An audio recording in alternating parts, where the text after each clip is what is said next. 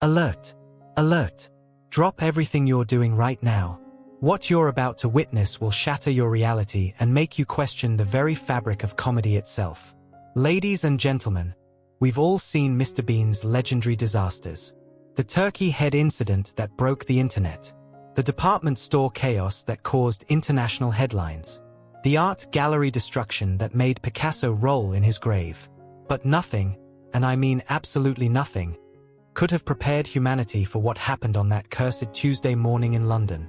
I'm talking about the day our beloved Bean crossed a line so disturbing, so utterly unthinkable, that viewers around the world literally passed out in their seats. Emergency rooms reported mysterious cases of people fainting from laughter and disgust simultaneously. Even Rowan Atkinson himself said, "I think we've gone too far this time." When he saw the final edit, picture this nightmare scenario, 6 a.m., Bean's cramped London apartment. Our hero wakes up looking like he wrestled with a tornado and lost. Hair defying every law of physics. Pajamas that haven't seen a washing machine since the Bush administration. He stumbles to his ancient refrigerator. You know the one. That beige monstrosity from 1973 that sounds like a dying whale every time it opens. And what does he find? Absolute devastation. Empty shelves mocking him. A piece of cheese so moldy it's developed its own ecosystem. Milk that's achieved sentience. But then, oh my God, then his bloodshot eyes slowly drift toward the windowsill. There sits a jar. A mysterious, bubbling, green jar that's been fermenting in London sunlight for weeks. Something so vile, so putrid, that even the flies avoid it. Something that should have been launched into space for the safety of mankind. And this absolute lunatic, this beautiful, insane disaster of a human being, picks up that jar with the biggest smile you've ever seen. Host, are you strapped in? Because we're about to witness the most shocking, most outrageous, most unbelievable Mr. Bean moment in the history of comedy. The question isn't if you'll be horrified. The question is whether you'll survive what comes next. So there's Bean, standing in his kitchen like a caveman discovering fire, holding this mysterious jar that's practically glowing with toxic energy. Now, any normal person would immediately throw this biological weapon in the trash, call hazmat services, maybe evacuate the building. But we're talking about Mr. Bean here. The same man who once tried to paint his apartment by putting a firecracker in a paint can. He holds the jar up to the morning sunlight, and folks, what he sees inside would make a horror movie director quit his job. The contents are swirling like a miniature tornado of doom. There are chunks floating around that defy classification by modern science. But here's the absolutely insane part. Bean's face lights up like he's just discovered buried treasure. He's nodding approvingly. He's even doing that little satisfied grunt he makes when he thinks he's being clever. You see, this jar contains the remnants of Bean's attempt at making homemade pickle juice from 3 weeks ago. But here's what makes it worse. He used vegetables that were already expired when he started. We're talking about cucumbers that had basically turned into liquid, onions that had achieved their own zip code, and spices that Charles Darwin would have studied. And now, our beloved disaster of a human being is looking at this bubbling cauldron of chaos and thinking, this looks refreshing. He unscrews the lid, and I kid you not, the smell that emerges is so powerful that his neighbor's cat, 3 floors down, immediately packed its bags and moved to Scotland. Bean takes a deep sniff, his eyes water uncontrollably. His hair actually moves backward from the fumes. And what does this absolute madman do? He smiles. He actually smiles and makes that little sound like he's savoring a fine wine. Ladies and gentlemen, we are witnessing a man who has completely disconnected from reality, about to make a decision that will echo through comedy history forever. Now here's where things go from weird to absolutely catastrophic. Bean is standing there, holding this jar of liquid nightmare, and you can literally see the gears turning in his head.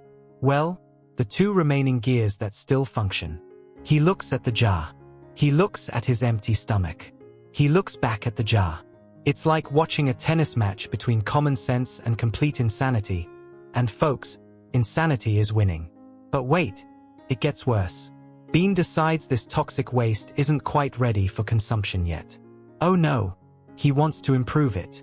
He shuffles to his spice cabinet, And I use the term spice cabinet very loosely because it's basically a graveyard of expired seasonings. First, he adds salt that's older than the Queen of England. Then he finds some pepper that's so ancient it probably seasoned dinosaur steaks. But the pièce de résistance? He discovers a bottle of hot sauce that expired during the Clinton administration. He's shaking these mystery ingredients into his jar like he's some kind of demented chef. The mixture starts changing colors, first green, then brown, then a shade that doesn't exist in nature. It's like watching a science experiment go horribly, horribly wrong. And Bean? Bean is nodding with satisfaction like he's just created the elixir of life. He gives it a little stir with a spoon that immediately dissolves upon contact. Now here comes the moment that broke the internet before the internet was even properly working. Bean lifts this jar of pure chaos to his lips. The camera zooms in on his face, that beautiful, innocent, completely unaware face. And you can see he has absolutely no idea what he's about to do to himself. The audience is screaming at their screens. Children are hiding behind sofas. Adults are calling emergency services preemptively. This is it. People. The moment that will be talked about for generations. Bean is about to consume something that shouldn't exist in our dimension. Ladies and gentlemen, what happens next defies every law of physics, biology, and human survival. Bean tilts that jar to his lips and takes not just a sip, not just a gulp, but a massive drink of this liquid catastrophe. The moment it hits his tongue, Bean's entire body goes through what scientists now call the Bean transformation. His eyes shoot open wider than dinner plates. His hair stands up like he's been struck by lightning.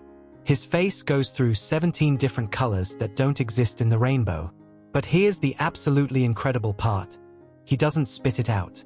Oh no, that would be too normal for Mr. Bean. Instead, he stands there for exactly 4.7 seconds. Yes, fans have timed it, looking like a deer caught in headlights. Then comes the facial expression that launched 1,000 memes. Bean's mouth starts twitching. His left eye begins a mysterious dance. His entire face contorts into shapes that would make Picasso jealous. He looks like he's trying to solve quantum physics while being tickled. And then, just when you think it can't get any weirder, Bean does the unthinkable. He takes another drink. A bigger one this time. The madman has officially lost his mind. The second gulp triggers what we like to call the Bean chain reaction. His whole body starts vibrating like a tuning fork. His knees knock together so hard they create their own rhythm. His stomach makes sounds that NASA picks up on their deep space radio telescopes. But wait, there's more. Bean suddenly gets this look of pure determination on his face. The same look he had when he destroyed that priceless painting, or when he turned Christmas dinner into a biological experiment. He raises the jar like he's toasting the Queen and declares to his empty apartment, breakfast. In that distinctive Bean voice that sounds like he's talking through a jar of peanut butter. Now folks, what happens after Bean declares this toxic waste breakfast is pure comedy gold. For about 30 seconds, our hero stands there looking quite pleased with himself, like he's just solved world hunger. He even does a little satisfied nod and pats his stomach approvingly. This man has just consumed what could probably be classified as a biological weapon, and he's acting like he just had a lovely cup of morning tea. But then, oh boy, then the universe decides to remind Bean that actions have consequences. It starts with a tiny rumble in his stomach. Just a little gurgle that sounds innocent enough. Bean looks down at his belly with mild curiosity. Like whom? That's interesting. Within seconds, that tiny rumble becomes a full-scale internal earthquake. Bean's stomach starts making sounds that would make a garbage disposal jealous. We're talking about noises that shouldn't come from any living creature. His face begins cycling through every emotion known to mankind. First confusion, then concern, then mild panic, then absolute terror as he realizes what he's done to himself. Bean starts doing this frantic little dance around his kitchen. Part panic, part desperation, part interpretive expression of immediate regret. He's clutching his stomach with one hand while frantically searching through his cabinets with the other. He finds some antacid tablets that are probably older than Big Ben and starts popping them like candy. But these ancient remedies are no match for the chemical warfare happening in his digestive system. The poor man starts sweating bullets. His hair is now defying multiple laws of physics. He's making these little whimpering sounds like a confused puppy who's gotten into the garbage. But here's the most Bean thing ever. In the middle of all this chaos, he stops, looks at the jar, and for just one moment, you can see him actually considering taking another sip. The man is literally falling apart, and part of his brain is going, maybe just one more taste. This is Mr. Bean at his absolute peak, folks. A man so committed to poor decision-making that even facing certain digestive doom, he's still thinking about seconds. What happens next is pure slapstick genius. Bean realizes he needs professional help, and by professional help, I mean he needs to get to a pharmacy before his internal organs file for divorce. He grabs his jacket, the same brown jacket that survived more disasters than a World War II bunker, and heads for the door. But folks, walking in a straight line is now impossible for our hero. He's moving like he's on a boat in a hurricane. Bean stumbles down the stairs of his building, grabbing the handrail like his life depends on it. Which at this point, it probably does. Every step creates a symphony of internal sound effects that would make a horror movie jealous.